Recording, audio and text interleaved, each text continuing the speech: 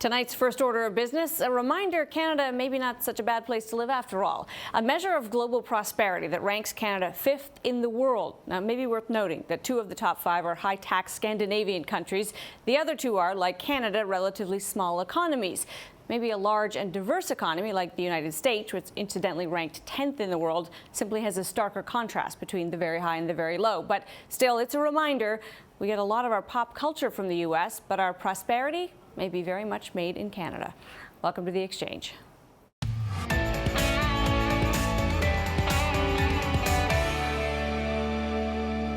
How well an economy is performing can be measured in various ways, from gross domestic product and unemployment levels to the rate of enrollment in its universities. Well, to determine a country's prosperity, though, or how healthy, happy, and thriving a society it is, you need to cast the net a little wider. The annual report, called the Prosperity Index, compares 142 countries in 8 different categories, among them health, opportunity, and security. Ranking first this year for the 6th straight time is Norway, followed by Switzerland, New Zealand, Denmark, and then Canada, rounding up the top 5th. Central African Republic is the lowest ranked country. There were some notable sore spots. In its 3rd recession since 2008, only 3.1% of Italians think Italy is a good place to find a job right now. That pushed it down 5 notches to number 37. Russia, reeling from the impact of Western sanctions, is the worst performing country in the Eurozone, falling 7 places to 68th. The U.S. ranked 10th overall. It might have ranked higher, but was hurt in the category of personal freedom, thanks to revelations of internet and phone tracking by the government. Here are some highlights from the true north. Canada has climbed from 7th in 2010 to 5th in 2014. The report says that's because Canada weathered the financial crisis better than our neighbors. This year, our strongest area was education. We ranked 2nd in the world there. We also scored highly among personal freedoms. 92% of Canadians feel they've got the freedom to choose the course of their own lives.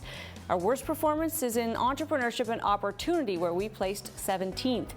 Prosperity is not easy to measure. It takes a mix of both objective and subjective data.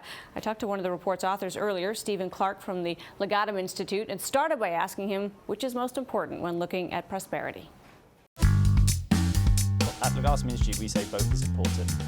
Not only do you need to understand people's objective situations, such as how many people in the country are unemployed, or how many hospital beds, or how much is spent on health, but you also need to understand how people feel about their health, how safe people feel, and also a range of other things, such as how other bodies assess countries. So we include both those kind of variables I previously discussed, but also how, say, free a country is measured by international experts. So when we see one of the important things about rankings like this, multi-year rankings, is that we can see trends. Are you seeing trends that you think are important and worth noting in this year's report? Yeah, definitely. We have long-running trends such as the importance of strong families, strong social capital in a country, the importance of personal freedom and a strong economy. Those thematic trends are kind of linked to the country trends we see. So countries such as Venezuela have dropped particularly this year because the economic situation has deteriorated. But not only that, people are feeling that they have less freedom in their lives. They are very dissatisfied with their living standards, and increasingly they're angry at the government. And I think that's been a big shift this year in that country since the fall of Chavez, or the death of Chavez. One of the most important things that jumped out at me was where America sits in this ranking, number 10, so almost not making the top 10 globally on a prosperity basis. What's driving that? What are some of the key factors for that? Well, the US is interesting. It's back in the top 10 this year, but you're right, it's only just in the 10th position. What's interesting about the US is it's kind of a picture of contrast, really. So this year, economically, the country's done well. It's risen in the economic rankings, and that's partly the reasons why it's back in the top 10 or in 10th position. However, of real concern in America is 2 things, I think, one of which is personal freedom. So only 78% of Americans feel that they have the freedom to choose the course of their own lives. That figure was around 88% about 5 years ago. In addition to this, America scores quite low on our safety and security sub-index. It's the only sub-index for which America is not in the top 30. And I suppose those 2 issues kind of help, they drag the country down when the country performs very well in some of the other areas of the index. So let's talk about that, because some of these are obviously the impressions of the citizens, and that's an important way to go about measuring prosperity and quality of life. But do you think it would be accurate in an independently measured way to say that personal freedom has declined in the U.S., or simply the perception that it has important enough? Well, within our index, we use some objective variables for personal freedom, such as how much civil liberties there are in a country, how much rule of law, how much personal freedom, things like that. Those things haven't really deteriorated very much in the US. You know, the US still constitutionally guarantees those kind of rights. What is interesting, though, is the decline in the subjective variables. You know, and that does pick up things to do with perhaps NSA surveillance or other factors which may limit how free people feel. I think you're right that it's difficult with something like personal freedom to sometimes objectively analyse it, aside from, you know, does the Constitution respect those rights? So I agree with your point, but I think the subjective measurements are important in this case.